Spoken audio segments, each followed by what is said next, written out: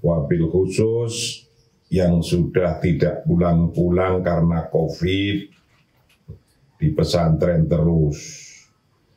Yang sudah pulang di rumah tetap harus ngaji walaupun pakai streaming.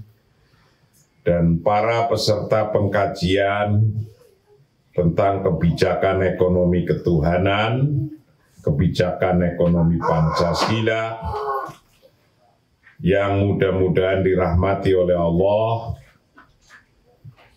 baik semuanya yang muslim atau non-muslim ikut mengkaji kitab ini tujuannya adalah untuk kemaslahatan bangsa Indonesia, adalah bangsa yang berketuhanan, bangsa yang telah memilih Pancasila sebagai dasar negara.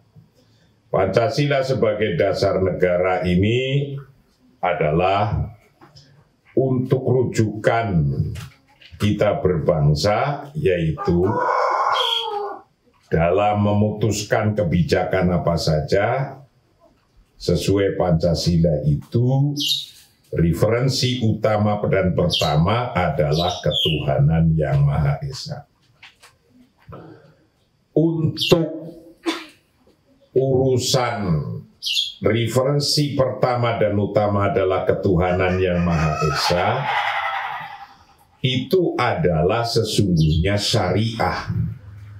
Maka kita sebagai bangsa Indonesia tidak usah takut dengan kata-kata syariah, dan kita juga tidak perlu menakut-nakuti dengan kata-kata syariah.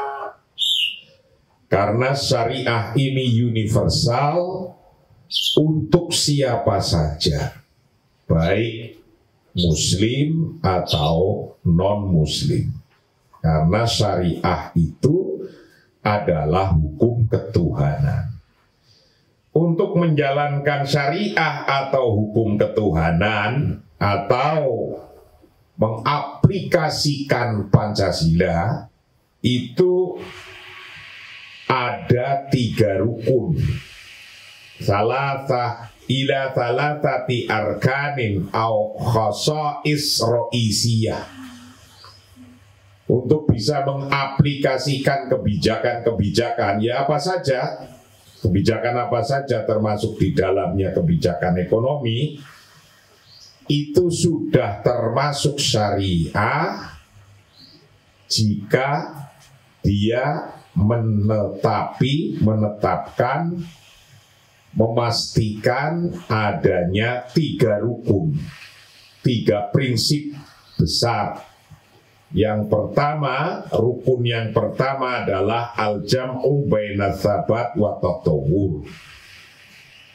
Bagaimana dalam negara Pancasila ini harus mampu meyakini bagaimana bisa menyatukan antara hukum-hukum yang tetap, yang tidak berubah, berarti hukum Tuhan, dan tatawwur, perkembangan zaman, sesuai dengan perkembangannya.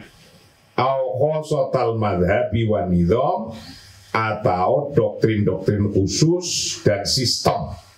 Doktrin khususnya dari Tuhan, sistemnya yang dibentuk oleh kita. Jadi jangan dibandingkan ngomong mau ikut hukum Tuhan, hukum Allah, atau hukum manusia.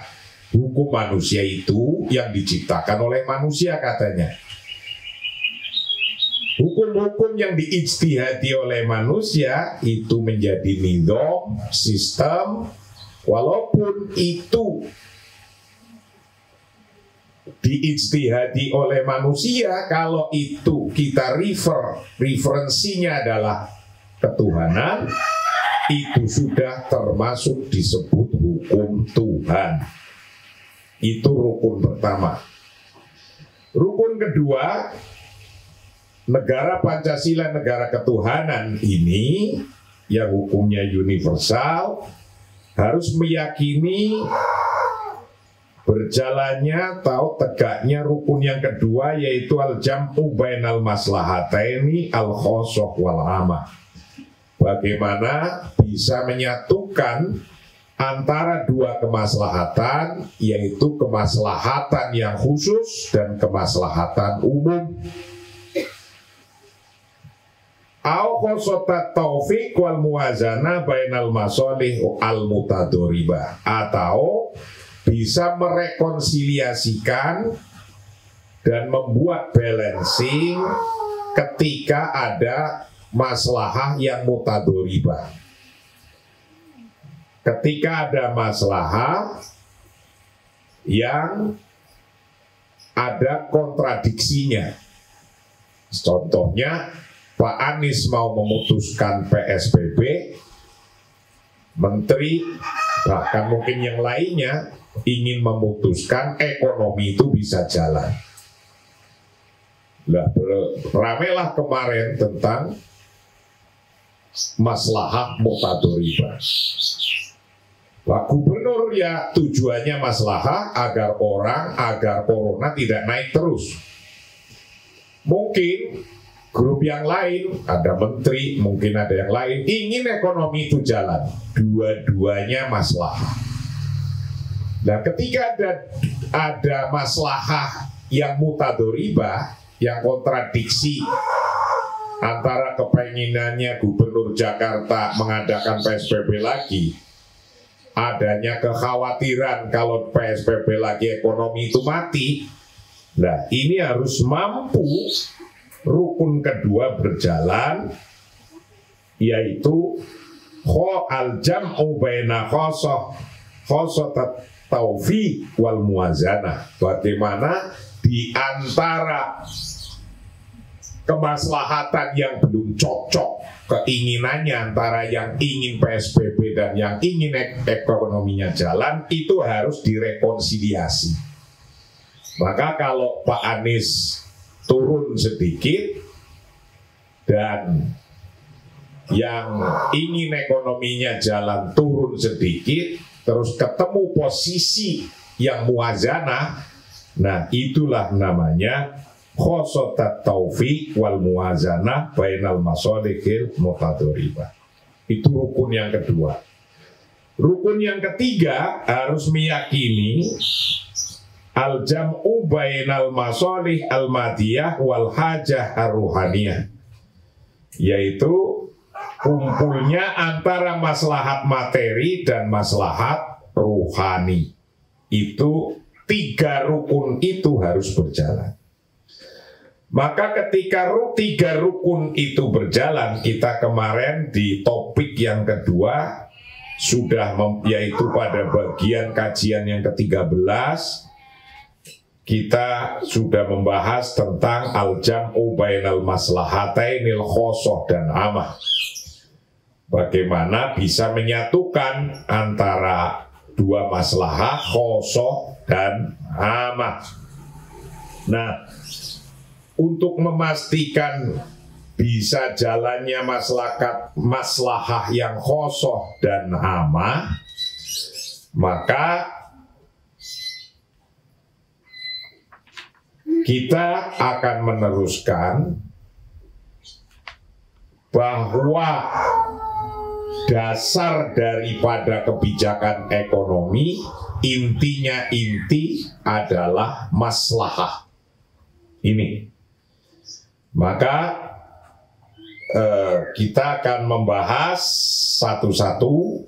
Yang kemarin kita sudah mulai di bagian 14, bahwa manatul iktisadil islami huwal maslahah. Wilayah kebijakan ekonomi ketuhanan adalah dilihat dari maslahatnya. Jadi kayak Pak Anies, Gubernur DKI mau PSBB juga ngelihat maslahah. Bagian orang yang ingin ekonomi jalan dan berpendapat kalau di PSBB lagi ekonomi tambah terpuruk, itu juga judulnya maslahah. Ketika ada dua pendapat yang mutadoribah, maka harus segera direkonsili. Direkonsiliasikan, disatukan menjadi satu kebijakan. Caranya, ya saling tuh menurunkan diri tensinya. Akhirnya ketemu titik equilibrium dalam kebijakan. Bagaimana ekonomi tetap jalan, tapi juga selamat dari corona. Nah itu intinya. Gimana caranya? Nah, itu yang pertama dimaksud manatul iktisodil islami huwal maslahah. Yang kedua, at-taufiq bainal maslahatil fardi wa maslahatil jamaah. Bagaimana rekonsiliasikan, menyatukan antara kemaslahatan individu-individu dan kemaslahatan bersama. Ini yang kedua. Fi halatit ta'arudi, dalam keadaan kontradiksi seperti kebijakan PSBB dan keinginan ekonomi jalan. Itu namanya ta'arud. Pastikan ketemu jalannya. Jangan sampai tidak punya kebijakan yang pas. Tidak boleh patok bangkrung. Ngerti nggak patok bangkrung? Patok bangkrung itu asal saya ingin begini, begini aja. Nggak bisa turun sedikit. Seorang pemimpin nggak boleh asal patok bangkrung. Metenteng kaku. Nggak bisa gitu. Karena yang dicari adalah sebuah kemaslahatan bersama. Jangan asal beda, metenteng, saya mau PSBB, saya mau ekonomi jalan. Nggak bisa begitu dua-duanya. Harus rekonsiliasi. Bagaimana ekonomi bisa jalan, tapi bagaimana selamat dari corona. Nah ini, karena corona ini nyata adanya, jangan pada gegabah. Ini wabah. Nah ini yang kedua. Yang ketiga, bagi pemimpin, presiden, gubernur, wali kota, bupati, menteri-menteri, dan ketua-ketua organisasi, ketua keluarga, kalau mau memutuskan apa saja, harus meyakini model yang ketiga. Yang ketiga, apa? Taqdimul maslahatil amah alal maslahatil khosoh. Mendahulukan untuk kepentingan publik, kepentingan bersama, mengakhirkan kepentingan individu, diri sendiri. Kalau kemaslahatannya adalah untuk seluruh keluarga, maka kemaslahatan pribadi dikalahkan. Kalau kemaslahatannya untuk semua bangsa, untuk orang banyak, maka kemaslahatan pribadi dikalahkan. Itu pengambilan keputusan ketika ada maslahah yang mutadoribah, maslahah yang mutadoribah, yang kontradiksi kayak tadi, mau PSBB atau mau ekonomi jalan. Yang ketika tidak fi halati adami imkani taufik, ketika tidak bisa direkonsiliasi, patok bangkrung semua, metenteng. Tapi metentengnya itu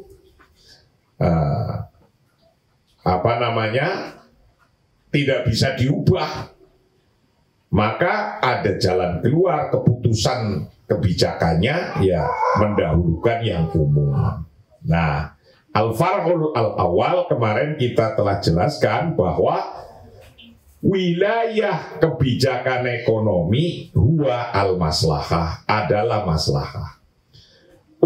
wilayah karena wilayah kebijakan ekonomi atau kebijakan lainnya dalam syariah Islam, nggak usah pada takut dengan kata syariah, itu adalah maslahah, maka kita memahami ini ada 3 model, 3 bagian yang harus dipahami. Bagian yang pertama, bahwa kebijakan itu referensinya dalam maslahah, maka yang pertama harus paham dan tahu asasut tasyri'i al-iktisadil islami, yaitu harus memahami tentang dasar legislasi atau legislation basis dalam ekonomi ketuhanan, dalam negara yang berketuhanan. Itu harus paham. Asasut tasyri' legislation basis. Ini harus paham. Yang kedua, harus paham tentang ikhtilaful masolih biikhtilafil dzuruf, bahwa perbedaan kemaslahatan bisa diakibatkan karena bedanya keadaan. Bedanya keadaan bisa mengakibatkan perbedaan kemaslahatan. Ini harus dipahami. Yang ketiga, harus memahami taqdimul masolih fi hasabi ahammiyatiha, mendahulukan kemaslahatan dengan melihat mana yang lebih penting, mana yang aulawi, yang aula, yang lebih utama itu didahulukan. Jangan cuma berargumen ini maslahah, itu maslahah, no maslahah.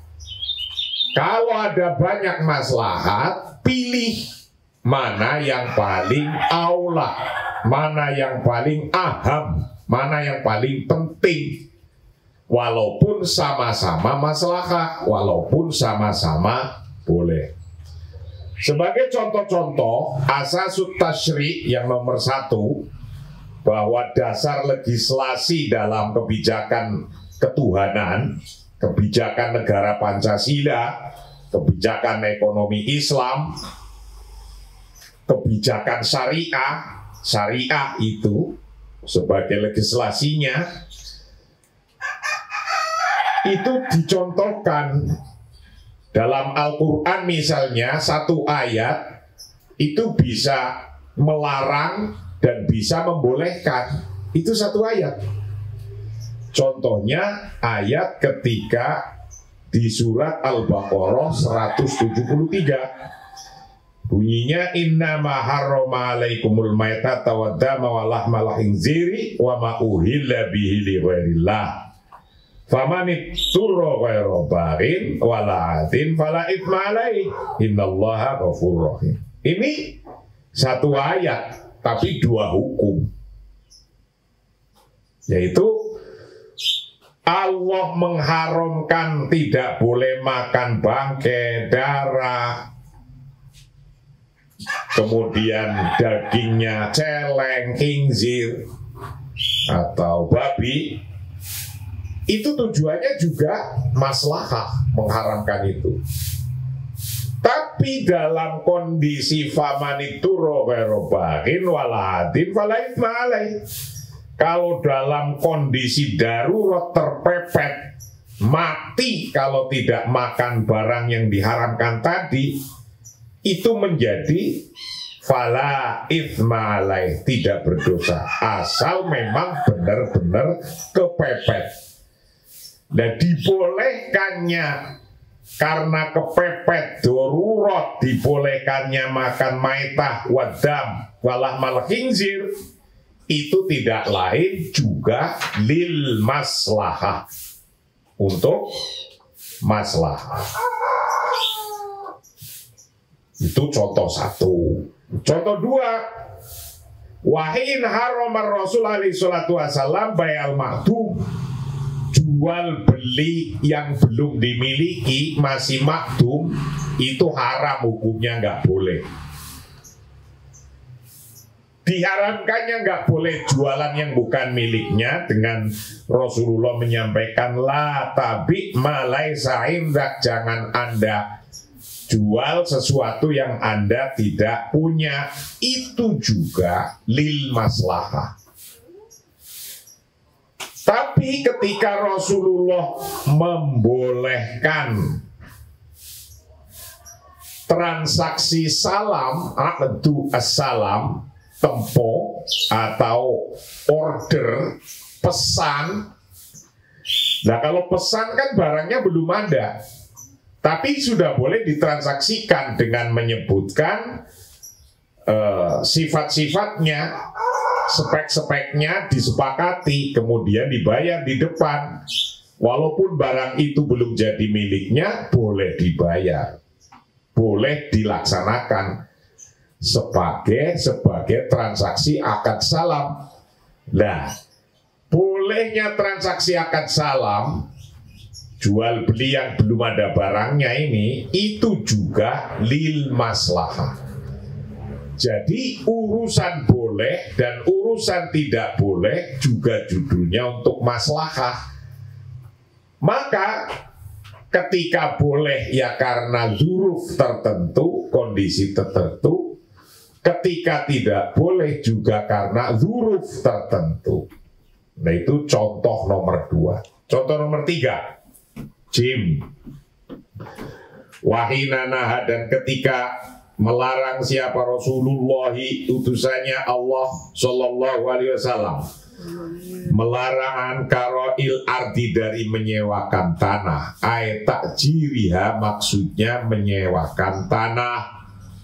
Hina qadima, idanya biqaulihi, dengan sabdanya Rasulullah, mangkana lahu ardun falyazra'ha aw liyamnahha akhahu wala yukriha. Ini sabdanya. Man, barang siapa, karena yang adalah bagaimana apa ardun, mempunyai tanah, falyazra'ha, maka sebaiknya menanaminya, menanami hak pada ard, auliyam naha, atau memberikan, berikan saja hak pada ard, pada tanah, memberikan akhohu, pada keluarganya, pada saudaranya, man, wala yukriha, dan janganlah menyewakan. Hukum menyewakan itu boleh. Dan sebelumnya Rasulullah datang ke Madinah, belum ada larangan untuk jangan menyewakan. Nah, ketika itu Muhajirin itu karena orang baru pindah dari Mekah ke Madinah, tidak punya modal apa-apa. Nah, kalau suruh nyewa tanah, nggak punya duit. Padahal biasanya orang Madinah menyewakan tanahnya kalau dia punya lebih, nggak bisa garap, tanahnya disewakan. Nah, ketika saat Muhajirin datang ke Madinah, nggak punya modal, nggak punya ini, maka dilarang. Rasulullah melarang menyewakan, tapi menyuruh untuk memberikan, suruh garap, nggak usah nyewa. Nah, yang tadinya dibolehkan menyewakan menjadi disuruh jangan menyewakan, jangan bayar, itu juga landasannya lil maslahah, untuk kemaslahatan.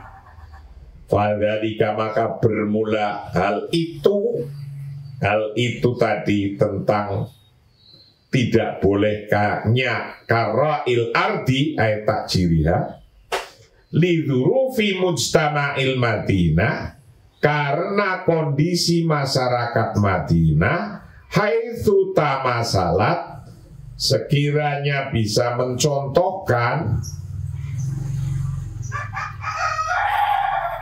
bisa dibuat contoh apa atsarwatul amah, public wealth, kepemilikan publik, kepemilikan umum yang fil ardi dalam masalahnya kepemilikan tanah, waziroatiha dan menanami ard, wakanat dan ada yoma idzin ketika itu fiyadil ansori di tangannya sahabat Ansor, sahabat pribumi orang Madinah, wahdahum sendirinya Ansor, wa minuhum dan sebagian dari sahabat Ansor, man ada orang, karena yang ada siapa man itu yamliku memiliki, siapa man minal Ansor, minha dari arad, dari tanah, mahuwa foko hajatihi memiliki tanah di atas kebutuhannya, artinya punya tanah foko hajatihi di atas kebutuhannya. Man wayak jazu dan tidak mampu siapa man yang mempunyai tanah lebih, anjiroati anjiroatin dari menanam, tidak mampu menanami semua, menanami akan tanah, karena yang ada apa ma yang likuhu yang memiliki itu, yang likuhu memiliki siapa man pada ma, minha dari ini ard. Kemudian karena dia punya tanah lebih, tidak bisa garap, fayuk jiruhu maka kemudian menyewakan siapa man pada ma liwerihi pada selainnya man. Faro'a maka kemudian melihat siapa Rasul Sallallahu Alaihi Wasallam, Rasulullah melihat bahwa annal maslahata sesungguhnya kemaslahatan itu tukdo diberikan binahyi an karoiha untuk melarang, dengan melarangan karoiha dari menyewakan tanah, wa asyara dan menunjuk, mengisyaratkan siapa Rasul alaman indahu pada orang di sampingnya, di sisinya, fokotokotihi di atas kemampuannya man, au hajatihi atau kebutuhannya man, minha dari ard. Ayam naha untuk memberikan siapa man, azzaida kan lebihnya yang tanah tidak bisa digarap oleh dia, ahohu pada saudaranya man. Tujuannya liyakuma ala ziroatiha, untuk bisa melakukan, melaksanakan, mengolahnya, liyakuma untuk mengolahnya ala ziroati atas pertaniannya, tuna ajrin tanpa payment, tanpa bayaran, yukhodu yang diambil apa payment minhu dari arad, nadiru dhadik sebagai kesamaan darinya. Jadi ketika ada orang muhajirin yang tidak punya apa-apa pindah ke Madinah, sementara orang Ansor sebagian mereka ada yang mempunyai tanah melebihi daripada hajatnya, yang dulu-dulunya biasanya kalau tidak bisa garap tanah itu karena melebihi dari hajatnya itu disewakan. Tapi ketika sahabat muhajirin datang tanpa bawa modal yang cukup, Rasulullah melarang menyewakan, tapi untuk dikasihkan kepada muhajirin menggarapnya tanpa dipungut bayaran. Nah, melarang menyewakan tanpa memungut bayaran untuk saudaranya muhajirin, itu tujuannya juga lil maslahah. Gitu. Jadi jangan takut berubahnya satu hukum karena kondisi berubah, maka kemudian hukumnya berubah. Membuatkan semacam ini itu biasa. Gitu. Dan jangan sampai kita hanya punya pikiran, apakah itu hukum Tuhan? Bukan. Kita ngikut di negara Pancasila kan ini hukum manusia, bukan hukum Tuhan. Cara berpikirnya jangan begitu saja. Hukum Tuhan itu, hukum Allah itu adanya di Quran, hadis, nas, sorry. Kalau tidak ada nasori, kita suruh ijtihad. Ijtihad kita mencari hukum. Dasarnya ijtihad adalah maslahah. Ini. Kemaslahatan ditentukan pada dzuruf, kondisi. Ada kalanya kondisi menyewakan tanah itu boleh, biasa. Ada kalanya menyewakan tanah itu dilarang. Nah itu hukum itu begitu. Nah, zaman Rasulullah juga begitu. Bisa berbeda-bedanya hukum karena berbedanya kondisi dan kebutuhan. Nah, karena ini kebutuhannya agar muhajirin bisa mendapatkan rezeki, bisa bertahan hidup, maka diminta kepada orang-orang Ansor untuk jangan minta sewaannya. Wadadika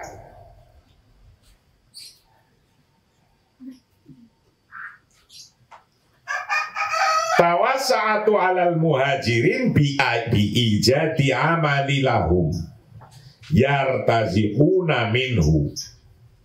Nah, ketika tausa'ati alal muhajirin, ketika ekonominya membaik, ketika muhajirin ekonominya membaik, bi'ijati amalin, karena menemukan pekerjaan, mendapatkan pekerjaan, adanya pekerjaan lahum bagi muhajirin, yartazikuna, maka mereka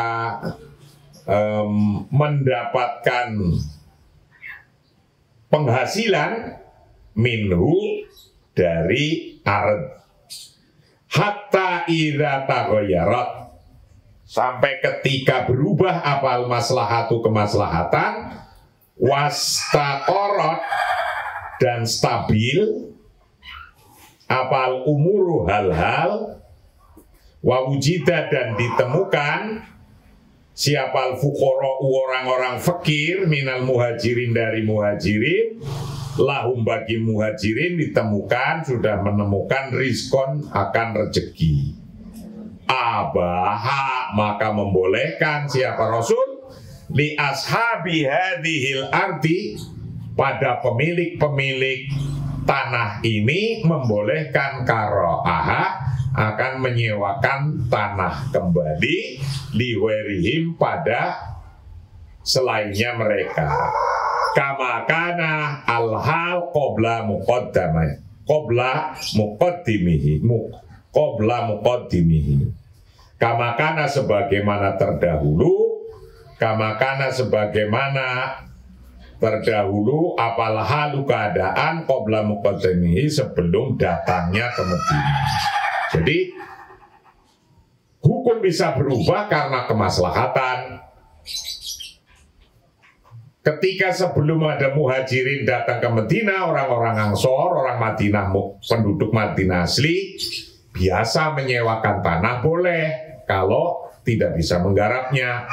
Ketika ada sahabat muhajirin datang, nggak punya bekal yang cukup, kalau suruh nyewa nggak punya duit, Rasulullah membuat sebuah kebijakan, jangan dimintain sewa, suruh garap saja.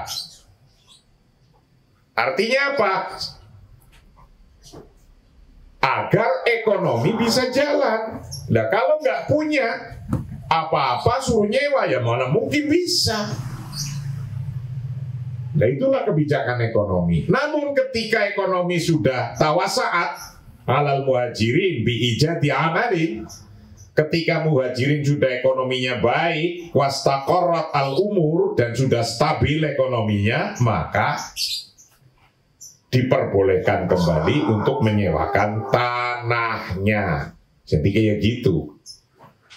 Nah ini Pak Presiden, Pak Gubernur, Pak Menteri, Menteri Ekonomi ini bisa belajar dari persoalan ini. Ketika masa pandemi seperti ini sudah nggak ada kemampuan, daya beli masyarakat nggak ada seperti sahabat Ansor dulu, daya belinya nggak ada. Nah ketika daya beli nggak ada di ekonomi rumah tangganya ini, akan mempengaruhi produsen tidak bisa memproduk sesuatu karena nggak bisa beli apa-apa, sing teko ora teko-teko, sing teko ora tuku-tuku. Nah kalau produksi nggak bisa, nanti akan mempengaruhi pajak nggak bayar, pemerintah nggak punya duit. Pemerintah nggak punya duit, nggak bisa bayar kebutuhan pemerintah, pegawai negeri nanti bisa nggak kebayar itu. Bank-bank nanti juga nggak bisa bayar bank, mati juga. Nah ini harus ada terobosan. Terobosan apa? Terobosan kebijakan. Seperti Rasulullah dulu, muhajirin nggak punya apa-apa tuh, maka dikasih alat produksi dulu. Ini kebijakannya nih. Hei Pak Presiden, ini saya sampaikan, agar bangsa Indonesia bisa makan terus, Pak Menteri, Bu Menteri Keuangan, Menteri Ekonomi, buatlah kebijakan yang kebijakan itu untuk kemaslahatan. Ketika purchase power nggak ada, tiru nih kebijakannya Rasulullah. Ya bisa lah dikasih tanahnya suruh garap, tanah suruh garap. Setelah nggak punya tanah garap, nggak punya duit, kasih apa? Ya kasih kebijakan, mungkin bibitnya, mungkin juga pupuknya, mungkin tenaganya, traktornya. Ini. Jadi kalau sudah mempunyai kebijakan seperti ini, inilah sesungguhnya sudah kebijakan menurut hukum syariah. Jadi jangan cuma kita kawal syariah, tapi nggak ngerti kebijakan kayak apa. Jangan sampai kita cuma bilang hukum Allah. Indonesia ini hukum buatan manusia, bukan hukum buatan Allah. Nah, dalam ijtihad semacam ini sudah namanya hukum Allah. Begitu loh. Paham? Ini contoh yang ketiga, bahwa apa saja bisa berubah hukum itu karena berubah melihat sebuah kemaslahatan. Contoh lagi, nih. Contoh yang keempat, wahia aidon al-maslahah ala tida'at al-khalifah Umar bin Khattab radhiyallahu anhu ila waqfi haddi sariqati wa adami ikmalihi am al-maja'ah. Sahabat Umar bin Khattab dulu tidak mentiadakan hukum potong tangan. Jadi kalau tidak ada hukum potong tangan kemudian itu tidak sesuai syariah, ya nggak begitu. Sahabat Umar saja ini, wahia bermula maslahah, aidon begitu pula al-maslahah. Itu bermula maslahah itu Allah taat yang mengajak siapa Khalifah Umar bin Khattab radhiyallahu an ila waqfi hadis syarikati untuk mentiadakan, menyetop hadis syariah, hukum potong tangan, wa adami ikmali, dan tidak melaksanakannya amal majaah ketika tahun-tahun kelaparan. Jadi memang tahun paceklik, ya kayak gini nih sekarang corona ini, paceklik, mau kerja nggak bisa kerja, suruh jangan kerja, jangan keluar. Nah kebetulan ada pencuri. Pencuri itu hukumnya potong tangan. Itu hukumnya mencuri, seniso, berapa nisab itu dipotong tangan kalau tahuan mencuri. Nah tapi sahabat Umar bin Khattab tidak melakukan hukum potong tangan ketika kondisinya kondisi kelaparan. Jadi jangan cuma ngomong potong tangan, nggak begitu. Ini dulu penerapannya sahabat Umar juga kok ngelihat kondisinya. Kondisinya memang bukan karena untuk bertahan hidup, ya bisa potong tangan. Tapi karena untuk bertahan hidup bagaimana? Itu contoh nomor 4. Fa'asasut tasyri' al-iktisadil islami, maka bermula basis of legislation Islamic economic, dasarnya legislasi kebijakan ekonomi Islam, huwa bermula asasut tasyri' itu al-maslahah, maslahah. Waqad abara andalik, waqad abara, dan sungguh telah menjelaskan andalikal, dari hal itu, dari hal asas at-tasyri' al-iktisadil islami, siapa al-usuliyun, ulama-ulama ahli usul, biqaulihim, dengan ungkapannya usuliyun, haitsu wujidat al-maslahah fatamma syar'ullah. Nah ini para ahli usul fiqh itu menyampaikan bahwa haitsu wujidat al-maslahah, ketika ditemukan maslahah, fatamma syar'ullah, maka di sanalah syariat Allah sudah berjalan. Fatamma syar'ullah, maka di sanalah syariat Allah, legislasi dari Allah berjalan. Wa yaqulu, dan berkata siapa Imam Ibnul Qayyim al-Jauziyah, Imam Ibnul Qayyim al-Jauziyah, beliau Imam Ibnul Qayyim al-Jauziyah menyampaikan bahwa inna syariata, sesungguhnya syariah, mabnaha, itu bermula, bangunannya syariah, wasasa mabnaha wa asasuha, dan dasarnya syariah itu al-adlu, keadilan, justice. Ini menurut Imam Ibnul Qayyim al-Jauziyah bahwa the basic of syariah is justice. Intinya justice, keadilan. Wa tahqiqul masalihil ibadi, dan merealisasikan, menyatakan kemaslahatan ibad. Kemaslahatannya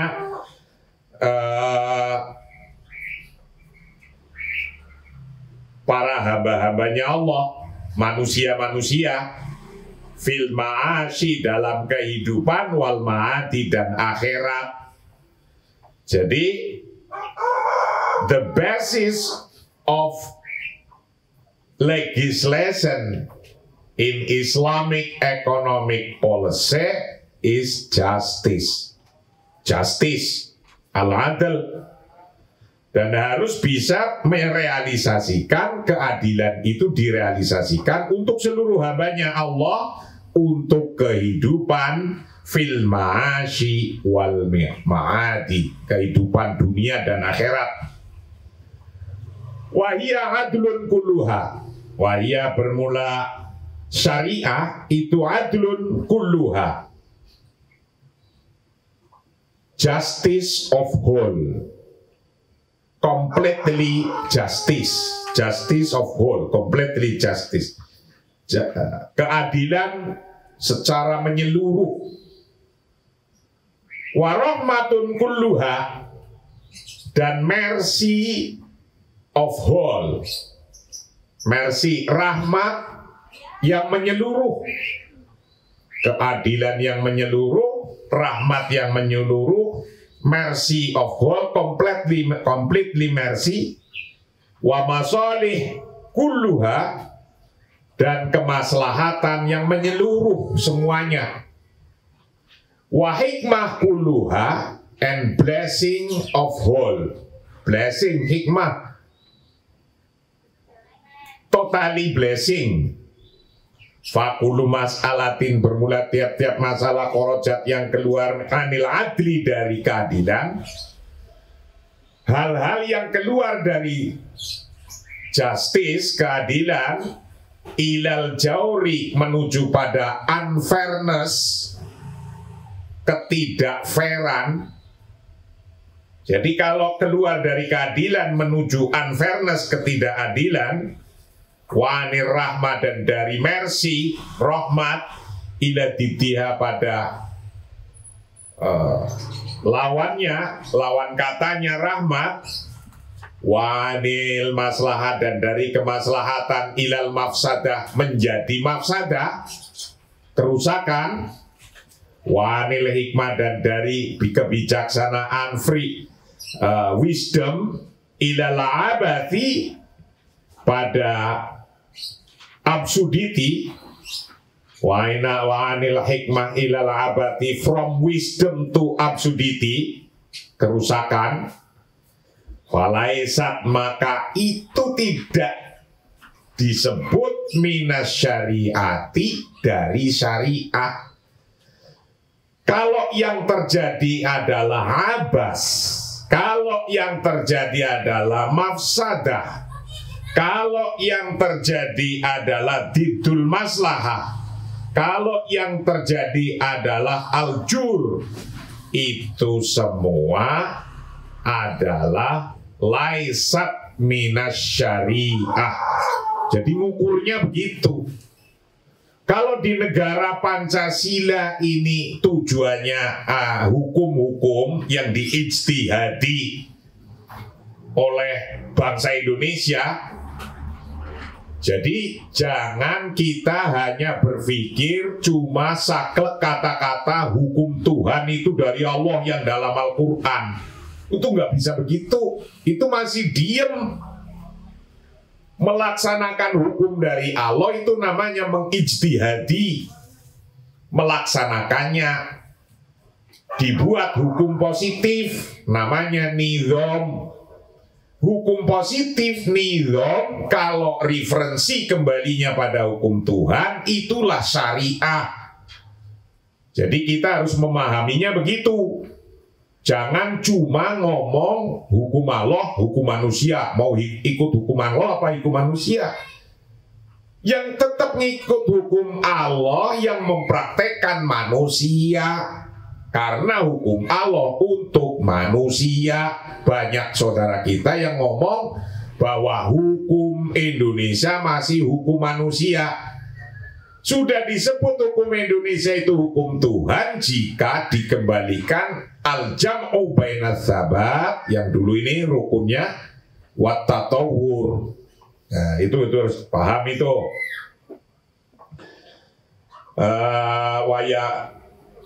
Wa in udkhilat fiha bitakwil, dan apabila dimasukkan fiha di dalam maslahah bitakwil dengan penjelasan-penjelasan. Wa yaqulu, dan berkata siapalah almarhum Ustadzuna Syekh Abdul Wahab Khalaf. Syekh Abdul Wahab Khalaf menyampaikan dalam kitabnya Innama tartabitu, sesungguhnya connecting, nyambung, apa jami'ul akami, seluruh hukum-hukum itu tartabitunya connectingnya bil masoliki dengan kemaslahatan. Idil ghoyah, al ghoyah, karena sesungguhnya bermula tujuannya hukum syariah yang berbasis kemaslahatan, minha dari hukum dari maslahah adalah minha itu dari maslahah, jalbul manafi bermula menarik kemanfaatan, wadarul mafasid dan menolak kerusakan. Hatta anna Rasulullah, sesungguhnya Rasulullah SAW, karena ada siapa Rasul itu naha mencegah, melarang siapa Rasul anisyek dari hal-hal maslahatin untuk sebuah kemaslahatan. Takat tadi membutuhkan an-nahya untuk melarang, summa yubihuhu kemudian membolehkannya, idza taghayarat ketika berubah apa al-halu keadaannya, wasorat dan jadi apal maslahatu kemaslahatannya, fi ibahatihi dalam membolehkannya. Faghayatu syar'i maka bermula tujuan syariah, syara huwa bermula tujuannya syariah itu al maslahatu maslahah, wasabilu ila tahqiqil masalih bermula cara untuk merealisasikan kemaslahatan itu haitulah naso sekiranya tidak ada nas min Qur'anin au sunatin dari Quran dan sunnah, wa bermula sabilu ila tahqiqil masalih itu ijtihadur ra'yi, ijtihad.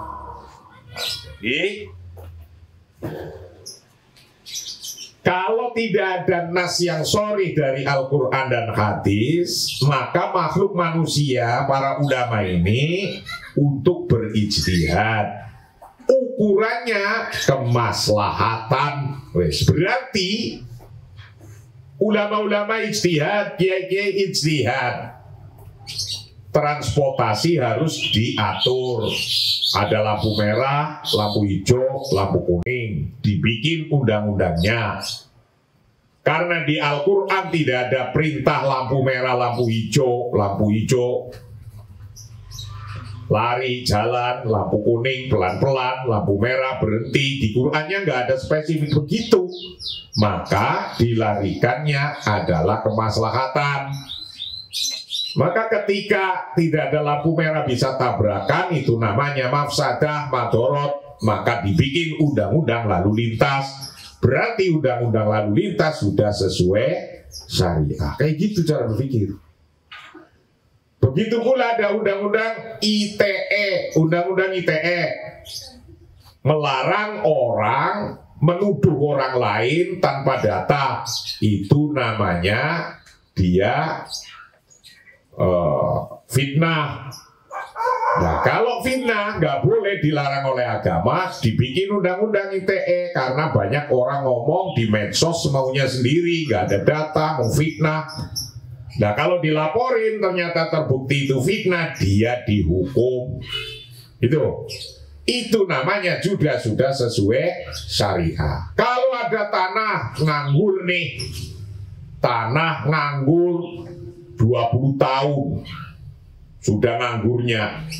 Sebelumnya itu tanah ribuan hektar itu sudah dikasihkan HGU-nya kepada satu PT, tapi nganggur tanah itu, nggak dikaryakan.